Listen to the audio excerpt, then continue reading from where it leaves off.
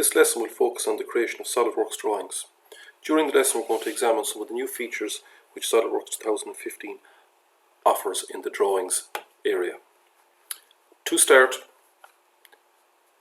go to File, and as previously you can make a drawing from an assembly.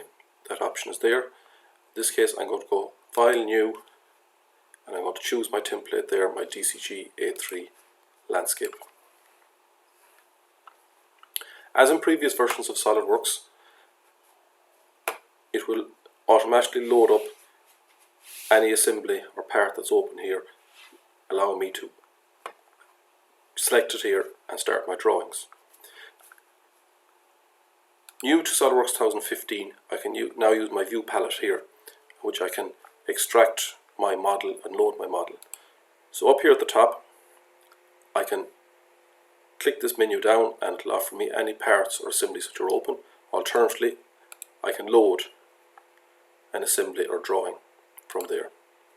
My assembly is available as I have it opened, and it's going to load here in my view palette.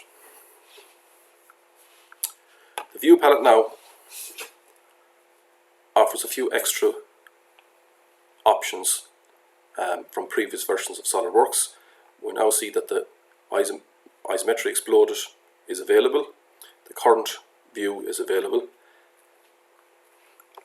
and also when we pull these views into our drawing, they will remain in the palette. To start, I'm going to start my elevation. We'll drag it in. This functions in the same way as previous versions. You can just drag out your views and drop them. Drag in my plan elevation and an isometric view and drop them in there. And select OK on that. You'll notice now in the view palette all of those have remained there. They have not been removed, where in SOLIDWORKS 2009 as you dragged in a view it will be removed from this. I'll click on this initial view and I'll change its properties, display style there to shade with edges. I will now see in drawings in 2015 any decals added will now show up in the drawings. You can choose high quality or draft quality to improve the quality of our drawings there on that. As I mentioned, my view palette here, I now have the option of an isometric exploded. So I can simply drag in my exploded view and drop it wherever I wish to position it.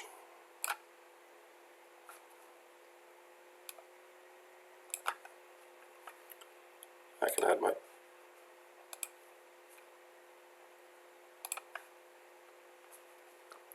shaded edges.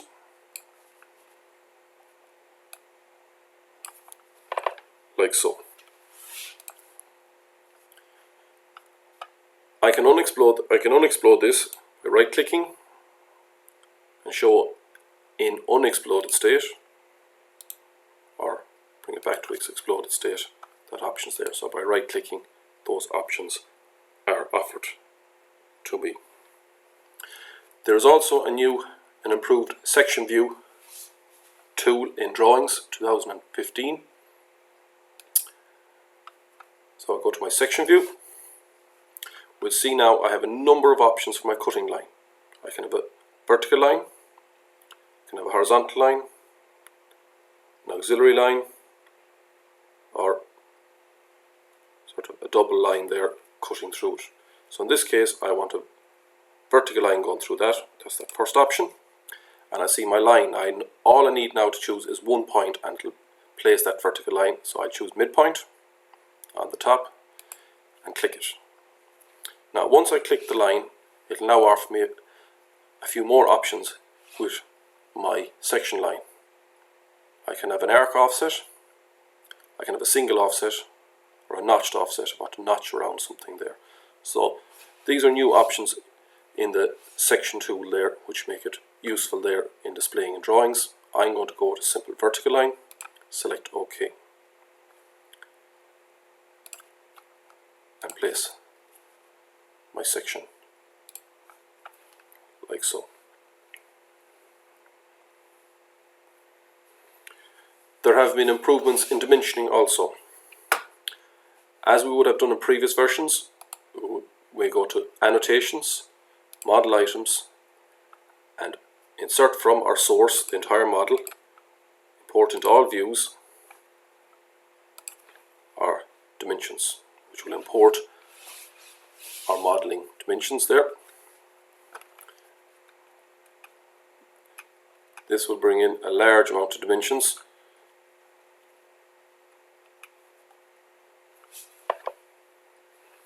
Editing dimensions now. When I click on a dimension,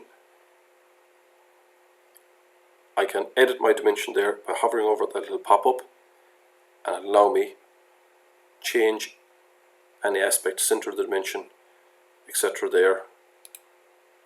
I can align it whichever way I prefer, adjust the dimension. Obviously, if I adjust the dimension here in the drawing, it will adjust that same dimension in my part and assembly, because they're each linked to each other. There is a new feature with our dimensions called Auto Arrange Dimensions. So I can simply group select a number of dimensions, and this tool will pop up here, and I can auto arrange the dimensions, evenly space. There's a number of options here: evenly space, linear or radial, align collinear, stagger, and then justify them whichever way I want. But this one can be useful here where the dimensions are very messy. I can auto arrange them. Now when you import the dimensions, they're already auto arranged for you, but if you're placing dimensions there, you can simply select them. From within our drawing environment, the models, assemblies and drawings are all fully associative, so I can click on any aspect of my model here. So I clicked on the top here in this isometric view, so I can open the part from here and edit it. I could open the part in that position which it is there and edit it, or I could open the assembly. So it allows me to link between the parts and the assemblies from my drawing now. So I can dip in and out there to edit. Another new feature is I can replace the model. So if I have changed this model in some way, instead of having to recreate the drawing and all my views, section views, detail views and my dimensions, I can simply replace the model I'm using for this drawing, and it will recreate them, all those same views and aspects. To do that, simply right click on some part of the model there, and I can choose this option, replace model. It will then ask me to browse to the new model. So if I have a different version of that jewellery box, I can now browse to the new version of the jewellery box, select it, hit open, that's the same one, and it will recreate those drawings for me. There are some of the new aspects of drawings which are quite useful.